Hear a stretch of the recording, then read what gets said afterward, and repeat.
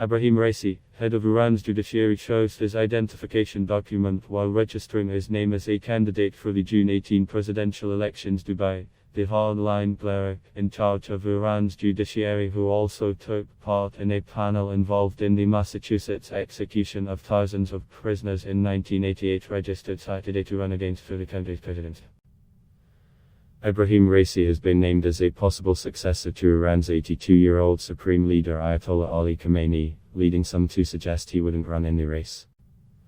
However, his registration shows he still has interest in the office he failed to obtain in 2017. His close ties to Khamenei and popularity in part from his televised anti-corruption campaign could make him a favorite in an election in which analysts already believe that hardliners enjoy an edge. A crush of journalists followed Raisi through the Interior Ministry as he registered, the 60-year-old cleric waving to staffers as he passed. In a statement just before his registration, Raisi promised to fight poverty and corruption, humiliation and discrimination if he becomes president. He added his tenure in office would seek to have a popular administration for a powerful Iran, a dig at Iran's current president, the relatively moderate Hassan Rouhani. Activists, however, hold a far different view of Raisi over his involvement in the 1988 Massachusetts execution of prisoners at the end of Iran's long war with Iraq. After Iran's then supreme leader Ruhollah Khomeini accepted a UN-brokered ceasefire, members of the Iranian opposition group Mujahideen-e-Khalq, heavily armed by Saddam Hussein, stormed across the Iranian border in a surprise attack. Iran ultimately blunted their assault, but the attack set the stage for the sham retrials of political prisoners, militants and others that would become known as death commissions. Some who appeared were asked to identify themselves. Those who responded Mujahideen were sent to their deaths, while others were questioned about their willingness to clear minefields for the Army of the Islamic Republic, according to a 1990 Amnesty International report. International rights groups estimate that as many as people were executed, while the MEC puts the number at. Iran has never fully acknowledged the executions, apparently carried out on Khomeini's orders, though some argue that other top officials were effectively in charge in the months before his 1989 death. Raisi reportedly served on a panel involved in sentencing the prisoners to death.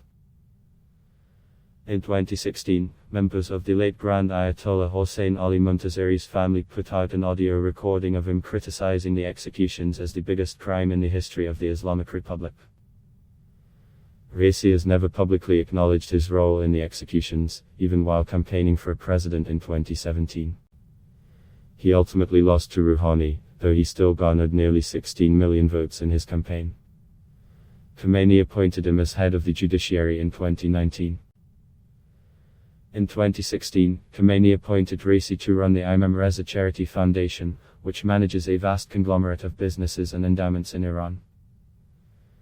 It is one of many bunyads, or charitable foundations, fueled by donations or assets seized after Iran's 1979 Islamic Revolution. These foundations offer no public accounting of their spending and answer only to Iran's supreme leader. The Ebrahim Raisi Charity, known as Astan-e-Qadsi Rezavi in Farsi, is believed to be one of the biggest in the country. Analysts estimate its worth at tens of billions of dollars as it owns almost half the land in Mashhad, Iran's second largest city. At Raisi's appointment to the foundation in 2016, Khomeini called him a trustworthy person with high-profile experience. That led to analyst speculation that Khomeini could be grooming Raisi as a possible candidate to be Iran's third-ever supreme leader, a Shiite cleric who has final say on all state matters and serves as the country's commander-in-chief.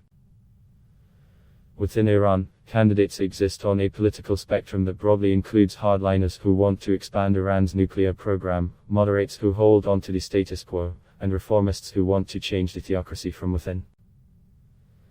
Those calling for radical change find themselves blocked from even running for office by the Guardian Council, a 12-member panel that vets and approves candidates under Khomeini's watch.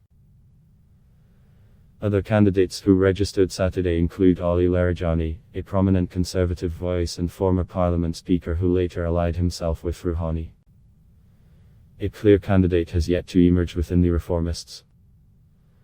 Some have mentioned Foreign Minister Mohammad Javad Zarif, though he later said he wouldn't run after a scandal over a leaked recording in which he offered frank criticism of the guard and the limits of the civilian government's power. Facebook كتب مثل عملت block test. Why?